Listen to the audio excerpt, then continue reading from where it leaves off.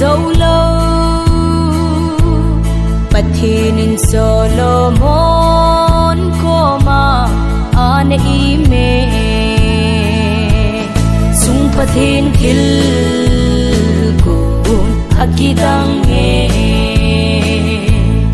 mihim het na le chi na sui pha lo patin thugu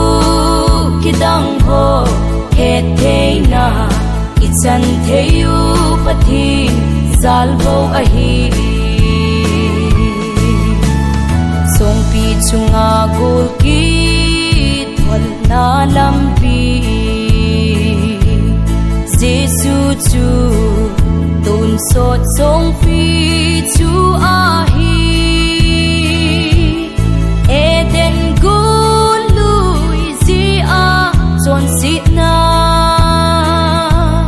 Jesu Christ stan mi him te chon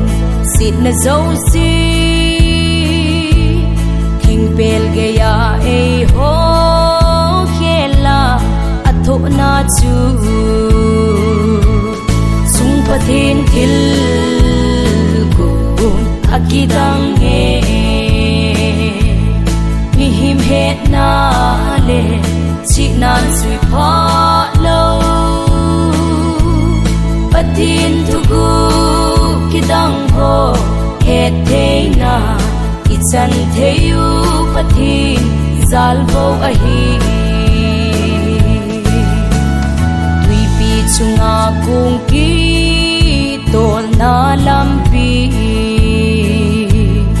Jesun a be hin tui don zo si chu hin tui put a luya lon ding thu ko nga chu va nuôi mi te zo si so chat na Krista a mi zo si so chat nau thu chu sung pathin thil kun akidang nge mi him het na le chi na sui pha lo patin thugu kidang ho het thei na ichan theyu pathin zalbo ahi nunga agul hang ki lung si na lampi Solomon labu aki sun zo si pan mi him a ngai lu na thugu e ho se su Krista mo chu hiu be leng Krista chu I in nei pu chu ahi sung pathin thil kun akidang nge mi him het na le chi na sui pha lo patin thugu kidang ho het thei na ichan theyu pathin zalbo ahi van lai zola mu van lai lampi chu Pentecost ni alha kau thing bu tha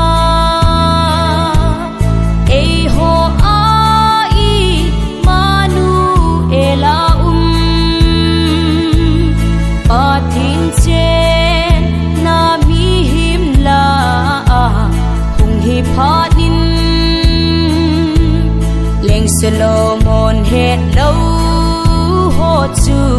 apung do tai sung pathin thil kun akidang nge mi him het na le chi na sui pha lo tin thu gu ki dang ho he the na i chan the yu pathin zal bo a hi